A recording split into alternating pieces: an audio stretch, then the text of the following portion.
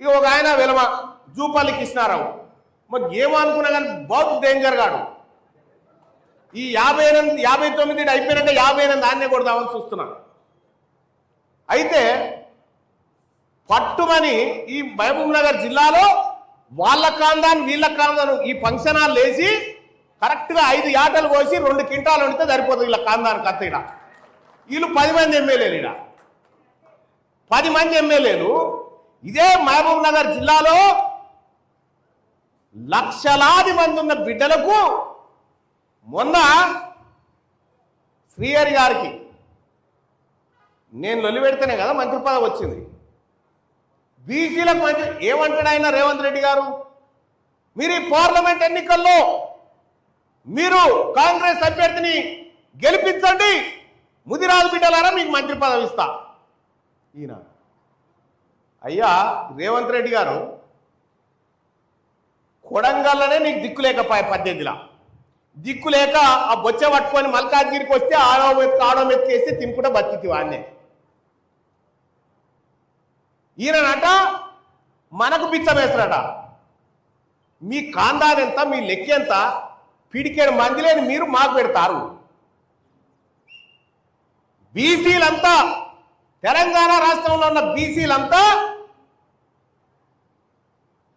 తిన్నాక చేతులు కడుక్కుంటాం కదా, మెతుకులు ఓ 4-5 పడతాయి కాడ, అవన్నీ ఒక దగ్గర నూపితే కూడా వాళ్ళకి ఎక్కువ అవుతాయి. ఇంకా గన్ని ఉంటాయి, మీరు మాకు పెడుతున్నారు. చెప్తా, ప్రతి గ్రామానికి వచ్చి లెక్కలు చెప్తా, ప్రతి గ్రామంలో మీరు చేస్తున్న దుర్మార్గం చెప్తా. ఇంకా ఆయన నేను నల్లమల పులిని ఉంటాడు. పులి వస్తే ఏం చేస్తామన్నా ఊర్లో పోండి కట్టె తీసుకొని దంచుకోవటం, కొట్టమా. పులి ఏం చేస్తుంది, గొర్రెలను మేస్తుంది కదా. నేను పులి ఉంటాడు, కరెక్టే. మరి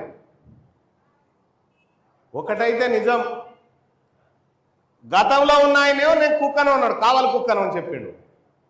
ఎవరు చెప్పారు ఈ మాట? కేసీఆర్ ఏమని నేను కావాలి కుక్కను అన్నాడు, ఈయననేమో పులి అంటుండు. ఈ జంతువులతో మనకెందుక, ఈ జంతువులతో మనకెందుకు?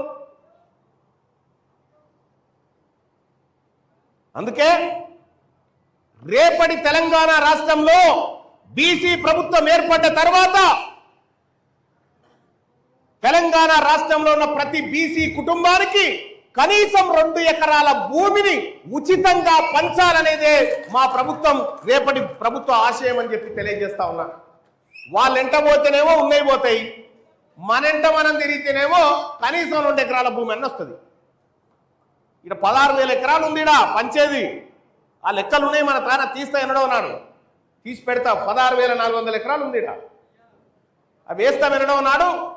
అలాగే దేవరకద్ర నియోజకవర్గ ప్రజలారా, రాబోతుంది బీసీ ప్రభంజనమే. నేను వివిధ పార్టీల్లో ఉన్నటువంటి బీసీ నాయకులకు కూడా చెప్తా ఉన్నా, మిమ్మల్ని మీరన్న ఒక్కసారి అద్దంలో చూసుకోరి. మీరు ఏ పార్టీలు ఉన్నారు, ఏం చేస్తా ఉన్నారు, ఎంత ఇజ్జత్ తక్కువ ముచ్చట, ఎంత ఇజ్జత్ తక్కువ ముచ్చట ఆ పార్టీలలో ఉంటే.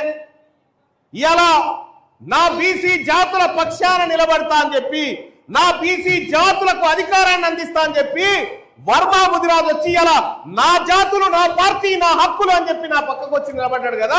ఇగో ఈ బిడ్డను చూసి నేర్చుకోరు రేపు పొద్దుగాల. చాలా మందికి ఏం చేయబోతా ఉన్నాడు, మల్లన్న ఏం చేయబోతా ఉన్నాడో ఈ రాష్ట్ర ముఖ్యమంత్రికి తెలుసు, ప్రతిపక్ష నాయకునికి తెలుసు. వాళ్ళు డిసైడ్ అయిపోయారు, ఇది ఆఖర్ర పైగా మళ్ళీ మనకు దక్కదరా అధికారం అని చెప్పి వాళ్ళు డిసైడ్ అయిపోయారు. కాబట్టి బీసీ యువకులారా, బీసీ సోదరులారా, బీసీ జర్నలిస్టులారా, మీ అందరికి ఒకటే రిక్వెస్ట్, మనోళ్ళంతా ఒకటే, ఎక్కడికక్కడ ఒకటే బీసీలంతా.